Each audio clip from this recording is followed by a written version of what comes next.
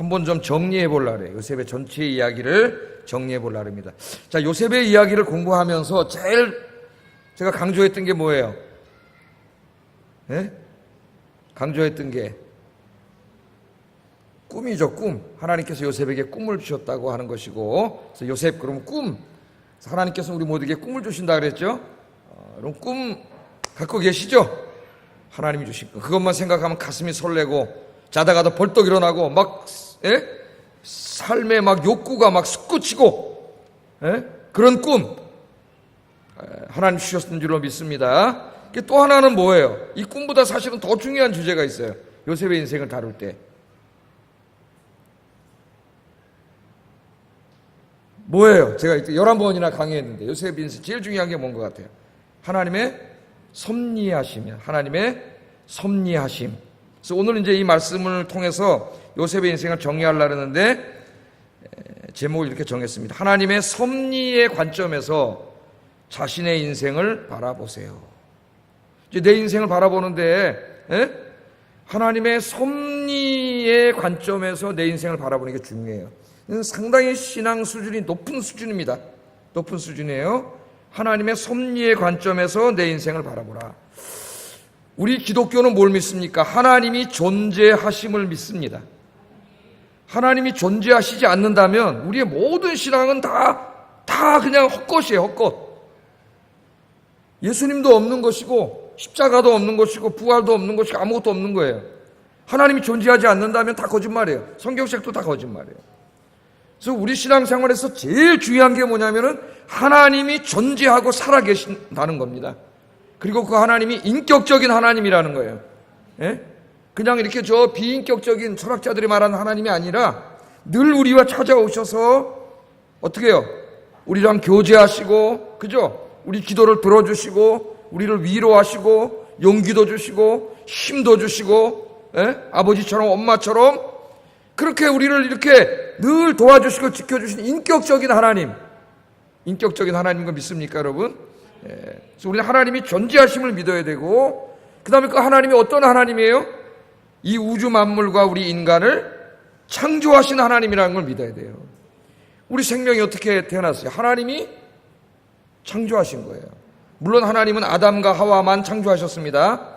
그러나 아담과 하와에게 하나님처럼 창조할 수 있는 능력을 주셨죠. 그래서 엄마와 아빠를 통하여 하나님이 하신 것처럼 새 생명을 창조할 수 있게 하셨어요. 그래서 모든 그 생명의 창조는 결국은 누가 다 주신 거예요? 하나님이 생기게 하는 거예요. 하나님 주시는 거예요. 우주도 하나님이 창조하셨고 인간도 하나님이 창조하셨습니다. 그러니까 하나님이 창조하셨기 때문에 모든 세상, 이 우주가 존재하고 우리 인간이 존재하게 된 거예요. 그런데 그 다음에 또 공부를 합니다. 우리 신학교에 가면. 하나님은 세상을 창조하신 창조주 하나님이라는 것을 굉장히 심도 있게 공부를 하고, 그 다음에 중요한 건 뭐냐? 하나님이 세상을 창조하고 인간을 창조하신 다음에 그 하나님이 어떻게 하고 계세요? 그냥 나는 이제 다 창조했다? 18세기의 자연신학자들이 이해한 것처럼 하나님은 너무나 완벽하게 다 창조했어. 마치 시계를 다 시계공이 만들어 놓은 것처럼 너무나 완벽하게 창조해 놓고 거기에 자연법을 다 하나님 만들어 놓으셨고 자기 스스로 자동적으로 잘 착착착착착 돌아가게 쫙 하나님 만드셨기 때문에 더 이상 하나님이 개입하지 않으신다. 그게 서양 사람들이 믿는 이신론입니다. 이신론. 하나님 더 이상 개입하지 않아. 맞아요? 틀려요? 예? 틀려요? 맞아요? 하나님이 더 이상 개입하지 않는다면 우리가 오늘 이 시간에 여기에 뭐 하러 왔습니까? 하나님 개입하지 않고 그냥 자연법에 맡기고 저 위에서 팔짱만 끼고 계신다면은 우리가 비 오는 이 밤에 아시안 게임이나 봐야지 왜 여기 와서 기도하러 왔어요? 그래서 이 서양 사람들은 그 이신론 믿다가 결국 이신론 하나님이 개입하지 않는다면 없는 거나 마찬가지지. 그 무신론이 되어버렸어요. 무신론. 여러분, 하나님은 창조하셨을 뿐만 아니라 창조하신 이 우주 만물과 온 세상을 지금도 하나님께서 개입하시고 24시간 매분 매초마다 하나님 다 어떻게 하고 계세요? 다 통치하고 계세요. 관심을 갖고. 졸지 아니하시고, 그래서 뭐라 그랬어요? 하나님은 졸지 않으시고 주무시지 아니하시고 지켜주세요. 이 우주 만물에 여러분, 지금 우리 지구만 중심으로 보더라도 떠돌아다니는 운석이 얼마나 많습니까? 그거 하나만 떨어져도 우리 다 죽어요, 여기에. 그렇잖아요. 지구가 이렇게 기울어져 23.몇 도 기울어져 가지고 돌다가 기울기가 조금만 이렇게 해도 우리 다 죽어요. 해일 일어나서 죽고 중력이 없어서 날아가서 죽거나 다 죽어요. 근데 이제까지 그런 적이 없어요. 왜? 여러분, 인간이 그렇게 대단하다 그래서 지금 그 인공지능까지 다 만들어도 인간이 만든 건 좀 있으면 고장나다. 그죠? 근데 하나님 만든 건 고장나면 어떻게 돼요? 하나님은요, 다 지금도 지켜주세요. 그래서 안전한 거예요, 여러분. 우리 인간의 역사도 하나님 지켜주세요. 인간이 죄 때문에 서로 전쟁하고 싸우고 미워하고 지금도 그렇게 살지만은 그래도 하나님이 지켜주시고 붙잡아 주시기 때문에 그래도 이렇게 사는 거예요.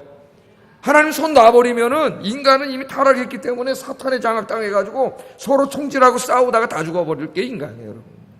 하나님 지켜주시는 거예요. 그러니까 하나님의 섭리는 뭐냐? 하나님이 다 우리 인간도 창조하시고 여러분 인생도 하나님이 다 창조해 주셨잖아요. 창조한 다음에 그냥 그래 너 한번 잘 살아봐라 그러고 팔짱 끼고 있으신 게 아니라 여러분 한 사람 한 사람을 향하여 하나님은 놀라운 계획을 가지고 계세요. 계획을 가지고 계시고 여러분 어머니 뱃속에서 태어난 다음부터 지금까지 살아오는 동안 여러분의 인생의 모든 일들을 하나님의 선한 목적을 가지시고 다 하나하나 어떻게 해요? 간섭하시고 하나님이 섭리하고 계세요. 여러분 그거 믿습니까? 여러분이 오늘 이 시간에 기도 시간에 온 것도 하나님이 다 오게 하셔서 온 거예요. 건강도 주셔서 오신 것이고 믿음도 주셔서 온 것이에요. 안 그랬으면 여러분 지금 이 시간에 오고 싶겠어요? 날도 깝깝하고 막 이런데 직장 끝나고 또 직장 다니는 분들은 피곤한데 오고 싶겠어요? 하나님이 인도해 주신 줄로 믿습니다. 그래서 우리 성경에서 가르치는 중요한 거는 하나님이 내 인생에 놀라운 계획을 가지고 계시고 나를 통하여 하나님의 선한 목적을 이루어 가실 계획을 가지고 계신다는 걸 믿고 그 계획을 이루시기 위해서 내 인생이 그냥 내 마음대로 되도록 방치해 두시는 것이 아니라 하나님이 하나 다 이끌어 가세요.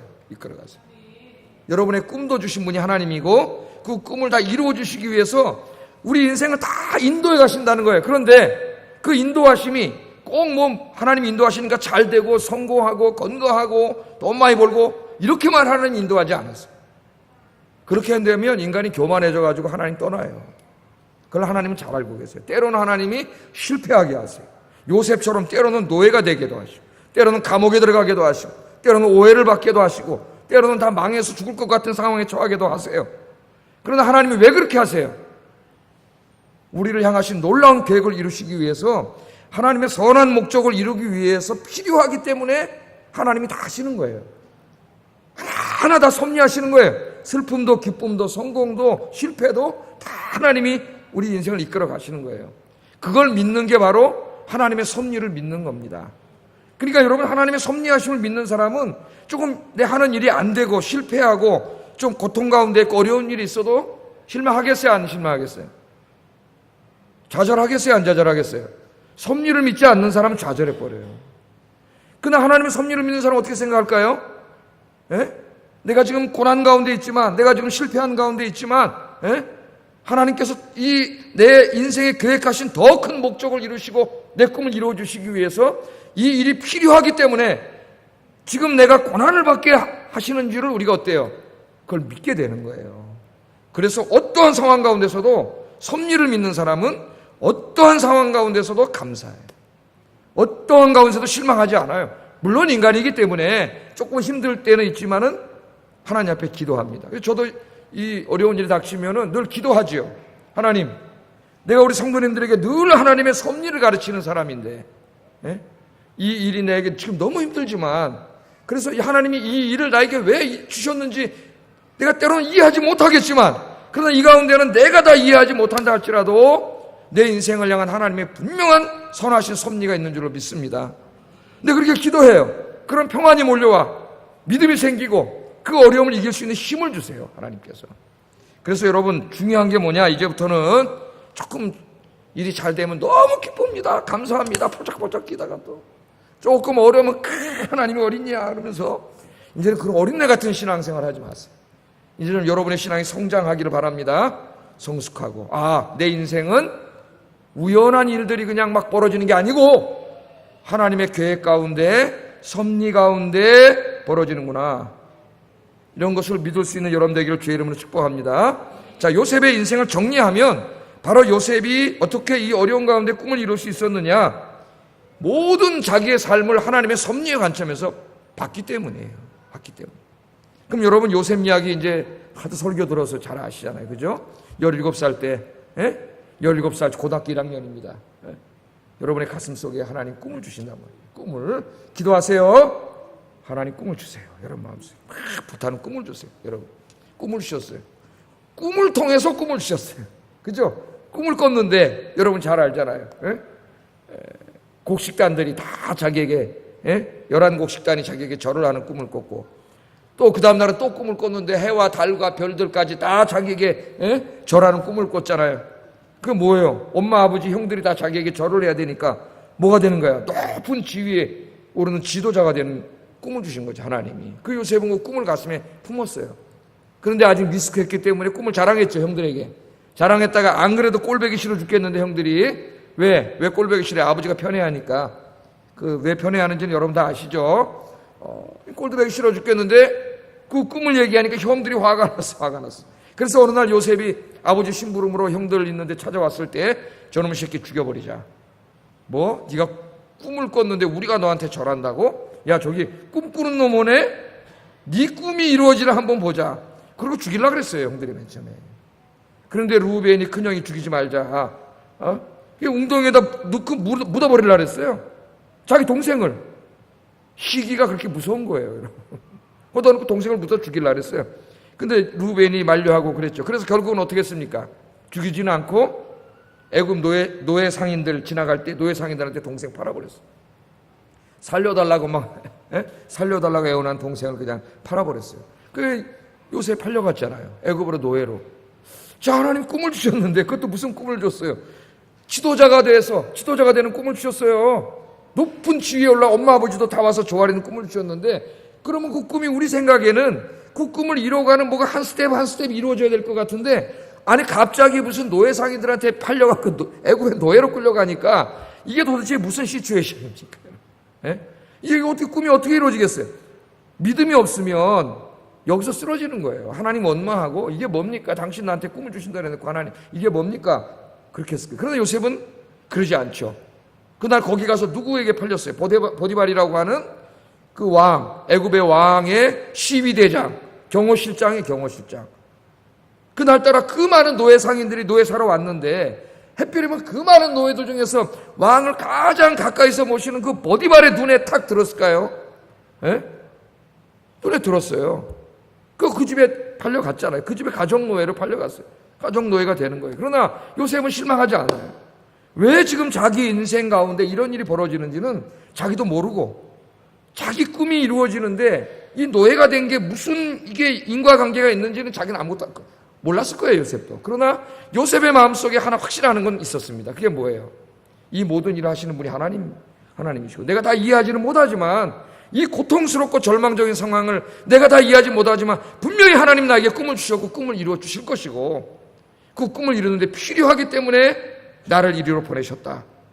그걸 믿었다는 거예요. 그거를. 여러분, 우리에게 필요한 믿음이 바로 이겁니다. 그래서 그 노예로 가서도 열심히 일했죠. 그랬더니 주인의 눈에 들어가지고 어떻게 했어요? 주인이 청지기로 삼았어요. 청지기. 그 높은 양반이 자기 아내 빼고는 다 요셉의 말을 듣도록 청지기로 삼았어요. 그런데 어느 날 또 그 부인이 유혹을 해가지고, 여러분 잘 알듯이 유혹을 했는데 요셉이 끝까지 거부했지. 난 하나님을 믿는 사람으로서 그럴 수 없습니다. 그런데 결국은 보디발 아내의 이 모함을 받아가지고 결국은 그 여자를 겁탈하라는 걸로 오해를 받아가지고 어떻게 해서 감옥에 들어가게 됐어. 아니 이게 뭔가 좀 되나 보다 했더니 또 어디로 들어가? 또 감옥으로 들어가. 그것도 주인의 아내를 겁탈하려고 하는 간간 미수범으로 들어갔으니까 이게 어떻게 되겠습니까, 여러분? 그 감옥에 들어가면 이게 무슨 희망이 있겠어요? 노예로도 희망이 없는데 감옥에 들어갔는데 쓰러졌을 거예요. 거기서 성경을 읽을 때 여러분이 바로 요셉이라고 생각하면 읽어보세요. 제가 옛날에 한번 그렇게 읽어보니까 가슴이 답답해지더라고. 내가 만약에 그 상황이 됐다면 정말 가슴이 답답해졌을 것 같아요. 꿈이고 뭐고 내가 헛꿈 개꿈 꿨나 보다. 하나님이 꿈을 이루어주긴 뭘 이루어줘. 예? 내 감옥에 와서 이제 여기서 나갈지도 모르고 어떻게 되는데. 모르는데 그렇게 생각했을 거예요. 우리가 그러잖아요, 보통. 근데 요셉은 또 거기서도 그러지 않아요. 왜 그랬을까요? 하나님의 섭리를 믿었기 때문이에요. 요셉 모릅니다. 그 당시에도. 자기의 하나님이 주신 꿈이 이루어지는 것과 감옥에 들어와 있는 것이 어떤 인과관계가 있는지 알지 못했을 거예요, 요셉은. 그러나 요셉의 마음속에 하나 확실한 건 뭐예요? 꿈을 주신 분이 하나님이고 하나님은 반드시 꿈을 이루어 주실 거다. 내가 다 이해하지, 지금은 다 이해하지 못한다 할지라도 분명히 내 꿈을 이루어 주시는데 필요하기 때문에 하나님께서 이리로 나를 인도해 주신 줄로 믿습니다. 그리고 열심히 거기서 또 일을 했잖아요. 또 간수장의 마음에 들고 간수가 또 제일 높은 감옥을 다룬 제일 높은 간수로 삼았어요. 그러나 그리스도인들이 이런 사람이 돼야 된다고 봐요. 여러분 어디 가서든지 기도하면서 성실하게 열심히 일해서 다 인정받는 사람 되길 주의 이름으로 축복합니다. 그리스도인 그러면 성실하고 신실하고 일도 잘하고 믿을 만한 사람, 거짓말 절대 안 하는 사람, 그런 사람이 되면 사회가 다 기독교를 높일 거 아닙니까 여러분? 취업할 때 아마 종교란에 기독교 쓰면 다 합격시킬 거예요. 그 요셉이 거기 들어갔죠. 거기 들어갔다 누굴 만나요? 결국에는 왕을 가장 가까운 데서 모시는 떡관원, 술관원, 왕의 또 오해를 받게 해가지고 왕이 또 화가 나가지고 두 사람 감옥에 가뒀는데 또 어디다 가뒀어요? 요셉이 있는 그 감옥에다 갖다 가뒀어. 우연이라면 참 너무 우연이지. 퍼즐 조각이 하나하나 맞춰져 가고 있죠. 거기다 또 두 사람이 꿈을 꾸게 하고 요셉에게 꿈 얘기한 것도 아니에요. 어느 날 요셉이 들어가 보니까 안색이 안 좋아. 안색이 안 좋아. 요셉은 굉장히 그 세밀한 사람이에요. 그 왜 이렇게 안색이 안 좋냐? 그랬더니 꿈 얘기를 해가지고 그 꿈을 해석해줘가지고 결국은 그 꿈을 해석해줘서 또 2년 동안 잊어먹었다가 여러분 잘 아시죠? 왕이 또 어느 날 애굽 왕이 꿈을 꿨는데 이상하고 무서운 꿈을 꿔가지고 꿈을 해석하는 사람이 또 아무도 없어. 그때 그 요셉이 꿈을 해석해줘갖고 살아났던 관원 요셉이 다 2년 만에 생각이 나가지고 왕한테 말을 해서 요셉이 와서 이 꿈을 해석해주고 7년 흉년 7년 풍년 그걸 다 준비하게 해주고 이런 일을 통해서 결국 요셉이 뭐가 됩니까? 하나님의 꿈을 주셨던 지도자가 되죠. 총리가 되는 거예요. 왕 다음에 꿈이 되는 거예요. 그러면 이 성경 이야기를 여러분이 한번 정리를 해보세요. 정리를. 그냥 우리가 이성적으로 이해할 때는 17살 먹은 요셉에게 하나님 꿈을 주신 다음에 그 꿈이 이루어지는 것 같은 일이 13년 동안 한 번도 이루어지지 않아요. 13년 동안. 노예시장에 팔려가 가족노예가 돼 거기서 좀 시간이 지났는데 또 성적인 유혹을 받아 또 그 모함을 받아가지고 또 감옥에 들어가 이런 여러 가지 일들이 요셉이 하나님이 주신 꿈을 이루는데 무슨 관계가 있는지 아무 관계가 없는 것 같아요. 그래서 우리가 힘든 거예요, 여러분, 때로는. 그래 힘든 거예요. 왜 하나님 나에게 이런 일을 당하게 하시는지, 이 고난을 주시는지 어떨 때 전혀 이해가 되지 않기 때문에 힘든 거예요. 그러나 이걸 다 퍼즐을 맞춰보니까 뭐예요? 꿈을 주신 하나님이 형들한테 미움을 받지 않았으면은 애굽으로 갈 수 있었을까요? 미움을 받아서 팔려갔잖아요. 보디발이 사지 않았으면 총리가 될 수 있었을까요? 그 집 가족노예가 됐다가 그 아내 모함을 받아서 감옥에 가지 않았으면 총리가 될 수 있었을까요? 이런 과정을 하나하나 보면은 하나하나는 뭐예요? 아무 관계가 없는 것 같아요. 마치 퍼즐 여러분 1000개짜리 퍼즐 한번 해보셨나요? 1000개짜리 퍼즐 한번 뜯어. 제 어머니 살아계실 때 어머니 이제 기억력 좋아지시라고 퍼즐을 사다 드렸는데 1000개짜리를 사가니까 나도 못하겠더라고. 조각 하나하나 들으니까 이게 뭔지 모르겠어요. 근데 정말 해서 나중에 다 맞췄더니 멋진 그림이 되더라고. 멋진 그림이. 어쩌면 우리 인생의 그런 일들이 퍼즐 조각 것 같아. 한 조각 한 조각은 잘 몰라요. 그러나 여러분, 저도 모를 때가 많습니다. 그러나 우리가 확신해야 되는 게 하나 있어요. 그게 뭐예요? 내가 다 이해하지 못한다 할지라도 지금 나를 이리로 인도해 오시고 나에게 이 일을 주시니 나를 노예로 팔려가게 하시고 감옥에 갇히게 하시고 술관원을 만나게 하시고 하는 이 모든 일을 하시는 분이 누구예요? 하나님의 섭리 가운데 이루어지고 있다는 거. 그걸 믿으시기 바랍니다. 그럼 여러분이 오늘부터 여러분 인생을 새롭게 살 수가 있어요. 넘어지지 않고 아무리 힘들고 어려운 가운데 다시 일어날 수 있어요. 승리할 수 있어요. 어떤 상황 속에서도 감사할 수 있어요. 그래서 오늘 이 요셉을 통해 배우는 건 뭐냐? 하나님의 섭리하심을 배워야 됩니다. 여러분 인생은 그냥 우연한 사건들이 재수 없어서 어떤 때 나쁜 일이 벌어지고 어떤 재수 좋아서 좋은 일들이 벌어지고 있는 게 아니에요. 그 모든 일들을 배후에서 계획하시고 퍼즐 조각을 하나하나 맞춰가시는 분이 계세요. 여러분의 인생의 연출자는 여러분이 아닙니다. 누구세요? 하나님이세요. 믿습니까? 이 믿음을 가지면 절대로 흔들리지 않아요. 이 믿음을 갖고 어떠한 삶 가운데서도 감사하며 살아가시는 여러분 되기를 주의 이름으로 축복합니다. 힘이 나고 감사가 넘쳐요. 감사가 넘쳐. 어려운 가운데서도, 감옥 가운데서도, 노예생활 가운데서도 이런 믿음을 가지고 기도하면서 최선을 다하면 하나님이 여러분을 기뻐하시고 여러분에게 주신 꿈을 반드시 이루어 주실 줄로 믿습니다. 자, 두 번째, 요셉은 자신의 인생을 이처럼 하나님의 섭리 가운데 바라봤기 때문에 첫째는 어떤 상황 가운데서도 감사할 수 있었고, 두 번째는 자신에게 해를 끼친 사람들을 용서할 수 있었습니다. 용서. 오늘 여기 보면 용서와 화해라고 하는 주제가 나타나고 있어요. 이게 굉장히 중요합니다. 우리 인생을 살아가다 보면은 많은 사람을 만나죠. 관계도 하게 되고 이런저런 일을 같이 하기도 하고 그렇습니다. 그러다 보면 다 나에게 좋은 사람만 있는 건 아닙니다. 그죠? 나에게 상처를 주는 사람, 아픔을 주는 사람, 고통을 주는 사람, 그래서 내가 도저히 용서할 수 없는 사람들이 있을 수 있어요. 그런 사람들이 생기면 여러분 누가 제일 불행해질까요? 제일 먼저 내가 제일 불행해집니다. 내가 용서하지 못하고 누군가를 미워해 보세요. 기도가 됩니까? 기도가 안 돼요. 예배 시간에도 계속 그 사람 생각나. 잠이 잘 올까요? 밤에 잠이 안 와요. 왜? 그 사람 생각하면 화가 막 나기 때문에 잠도 자지 못해요. 막 속이 쓰리고 병이 나고 막 그렇게 돼요. 자, 오늘 요셉을 보겠습니다. 자, 오늘 본문을 보세요. 본문을. 자, 요셉이 형들을 만나가지고 이제 드디어 은잔 시험을 다 하고 뭐 여러분 잘 아시는 내용이에요. 그래서 형들에게 자신이 누구인가를 이제 밝히는 오늘 그런 본문입니다. 형들은 몰랐죠. 저 애굽의 저 높은 자리에, 애굽의 왕 다음에 2인자로 높은 자리에 있는 그 사람이 자기들이 13년, 2년 지났, 7년 지났으니까 20년, 2년 더 지났어. 22년이네, 22년 전에 자기들이 17살 먹은 놈 팔아먹었던 그 자기 동생 요셉이라 꿈에도 생각하지 못했어.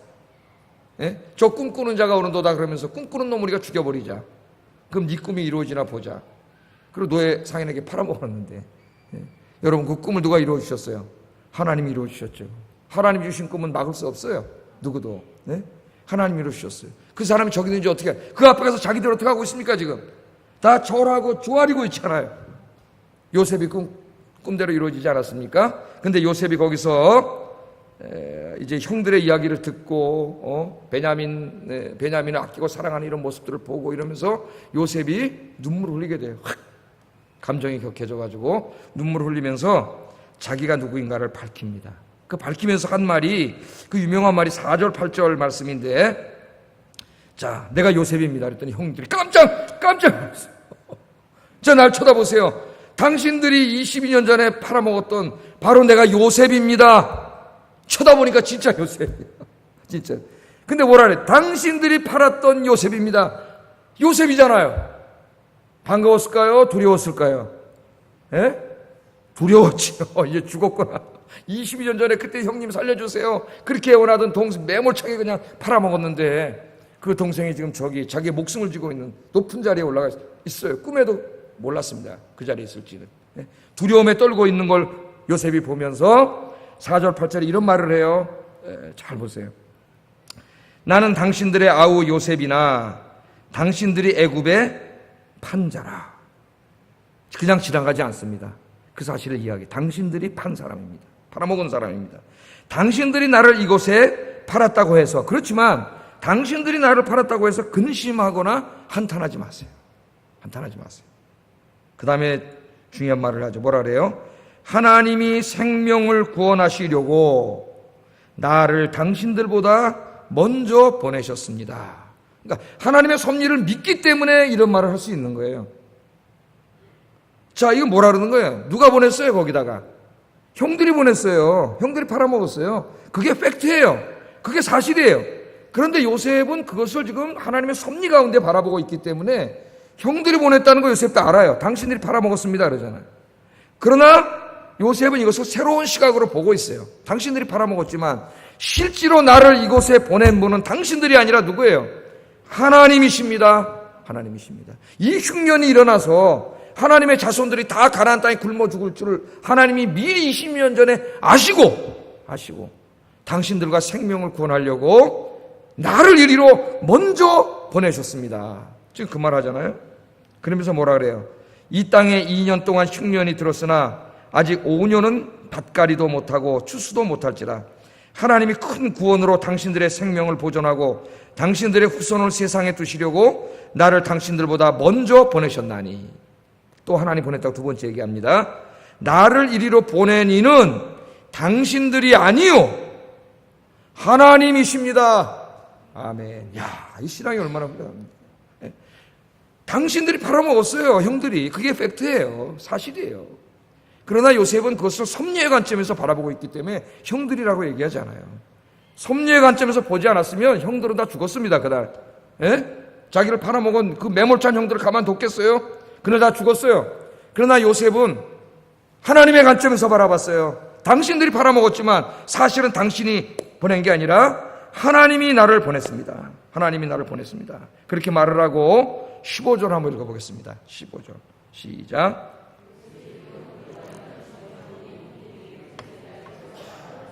요셉이 형들과 입을 맞추고 울었습니다. 때려 죽여도 시원치 않은데 울었어요.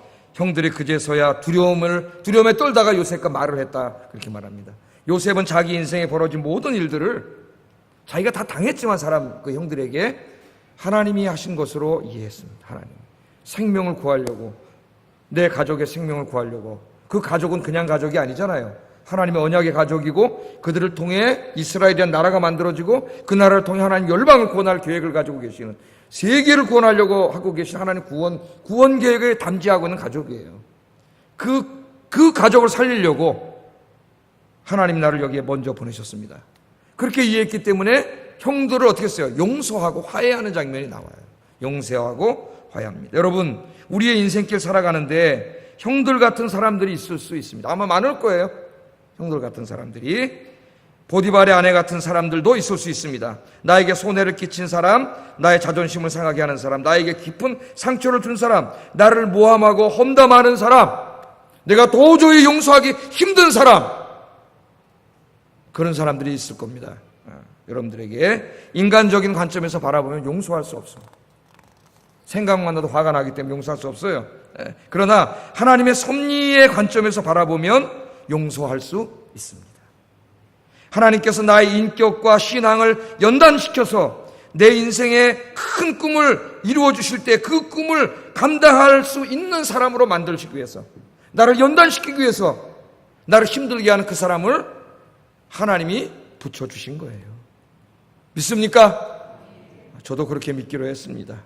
제가 아직 하나님의 복과 하나님 주실 그 꿈을 다 이루었을 때 그걸 감당할 수 있는 나의 인격과 성품과 이런 것이 필요한데 그걸 못 이뤘기 때문에 하나님이 그런 사람들을 내 주변에 붙여주셔가지고 나를 연단시키셔서 하나님 쓰시기에도 합당한 사람으로 만들려고, 하나님 보시기에 근사한 사람으로 만들려고 그 사람들을 통해 고통을 받게 하신 줄로 믿습니다. 그렇게 이해하면은요, 용서할 수 있어요. 다 용서할 수 있습니다. 그 사람들이 나를 힘들게 했고 그 사람들이 나를 모독했고 나에게 상처를 줬지만, 그러나 사실 그 사람들을 나에게 보내신 분은 누구예요? 하나님이시라는, 하나님이. 그 시달림을 통해서 나를 더 연단하고 더 훌륭한 인격과 품성을 가진 사람으로 만들기 위해 하나님이 보내셨습니다. 지금 요셉이 그렇게 고백하고 있는 거예요. 그래서 형들에게 입을 맞추고 끌어안고 울면서 화해할 수 있었습니다. 여러분, 우리 인생에 일어나는 일들, 내 주변에 만나는 모든 사람들은 다 하나님이 보내주신 사람이에요. 하나님. 이것을 믿습니까? 감사할 수 있어요. 다 용서하시고 화해하시고 그렇게 살아가시는 여러분 되기를 주의 이름으로 축복합니다. 34분이네 벌써. 빨리 끝내. 마지막으로 요셉은 자신의 인생이 하나님의 섭리 가운데 있다는 것을 알았기 때문에 사명 중심의 삶을 살 수 있었습니다. 사명 중심의 삶. 자, 애굽의 총리가 됐어요. 총리가 왕의 총애를 받고 있습니다. 뭐 권력과 부를 다 가졌어요. 부족한 게 없어요. 그걸로 살다가 죽으면 얼마나 좋겠어요. 그러나 요셉은 이 자리에 오르게 한 게 자기가 잘나서 한 게 아니라 누가 하신 거예요? 다 지금 하나님이 하신 거라는 걸 알고 있어요. 하나님이 섭리 가운데 이루어졌다는 걸 알고 있습니다. 그렇기 때문에 이 지금 자기가 총리라고 하는 이 막대한 이 축복의 자리를 자기만을 위해서 쓰라고 주신 자리가 아니라는 것도 알고 있어요. 하나님은 요셉의 꿈을 이루어 주심으로써 요셉의 꿈을 통하여 하나님의 꿈을 이루기를 원하셨어요. 그러니까 여러분, 여러분의 꿈이 그냥 여러분의 꿈이 되면은 하나님하고는 아무 상관없습니다. 내 꿈이 이뤘어, 나 돈 많이 벌었어, 성공했어, 출세했어, 그럼 뭐 어쨌다는 거예요? 아무 소용없어요, 하나님하고. 여러분이 하나님 꿈을 이루어주신 그 여러분의 꿈이 하나님을 위해 쓰임받는 꿈이 되기를 주의 이름으로 축복합니다. 그것이 이 세상을 구원하고자 하는 하나님의 꿈과 연결이 돼야 돼요. 그 꿈에 쓰임받아야 돼요. 요셉은 알았어요. 자기에게 복을 주신 이유가 나 혼자 그냥 잘 먹고 잘 살라고 준 게 아니고 나에게 복을 주심으로 뭘 하려고? 하나님의 뜻을 이루려고 하나님 주신 것이라는 걸 깨달았어요. 그래서 5절 하반절에 보면은 하나님이 생명을 구원하시려고 나를 당신들보다 먼저 보내셨습니다. 생명을 구원하시려고 나를 이곳에 보내주셔서 총리가 되게 하셨다. 그러니까 총리가 되게 하신 이유는 나에게 권력을 주고 돈을 줘서 나 혼자 잘 살라고 준 게 아니고 생명을 구원하는 하나님의 일을 하게 하려고 주신 거라는 걸 고백하고 있는 거죠. 네? 여러분 돈도 주시고 건강도 주시고 시간도 주시고 왜 주셨어요? 건강과 시간과 돈을 주신 이유는 그것을 통해서 하나님의 일을 하게 하려고 주신 거라는 거예요. 그걸 깨닫는 게 중요해요. 또 7절 8절에도 보면 하나님이 큰 구원으로 당신들의 생명을 보존하고 당신들의 후손을 세상에 두시려고 나를 당신들보다 먼저 보내셨으니 그런즉 나를 이리로 보내신 이는 당신들이 하나님이시라. 자기가 이 총리가 된 그 이유를 분명하게 알고 있습니다. 자기를 통하여 하나님 뭘 구하기를 원해? 자기 가족을 구원하고 작게는 그 가족은 어떤 가족이에요? 세상을 구원할 가족이에요. 온 세상을 구원하고자 하는 하나님의 계획을 이루게 하기 위해서 자기를 총리가 되게 한 거예요. 권력도 주고 돈도 주고 건강도 줬다는 것을 요셉은 너무나 잘 알고 있습니다. 여러분, 하나님이 지금 여러분에게 건강 주시고 시간도 주시고 여러분 가진 것 주신 이유는 그거 가지고 여러분 혼자 이 세상 즐기고 살려고 준 게 아니에요. 그건 정말 불행한 사람이에요. 그러면 왜 주셨어요? 하나님의 일을 하게 하시려고. 하나님의 일을 하게 하시려고 여러분에게 주신 줄로 믿습니다. 하나님이 여러분에게 주신 꿈 그리고 여러분의 축복이 하나님의 나라와 이 땅을 구원하는 일에 귀하게 쓰임받는 여러분의 삶이 되기를 주의 이름으로 축복합니다. 기도하겠습니다. 자, 오늘 큰 주제에 하나님의 섭리의 관점에서 우리 인생을 바라보자. 이게 중요합니다. 하나님의 섭리하심의 관점에서 우리 인생을 바라보자. 그렇게 되면 하나님의 섭리의 관점에서 내 인생을 바라보면서 어떠한 상황 가운데서도 절망하지 말고 좌절하지 말고 내 삶을 긍정적으로 바라보며 감사할 수 있는 믿음을 주세요. 두 번째, 내 인생을 하나님의 섭리 가운데 바라보면서 나에게 상처 주고 고통 주고 아픔 준 모든 사람들 하나님이 주신 거니까 다 용서하고 화해할 수 있게 해주세요.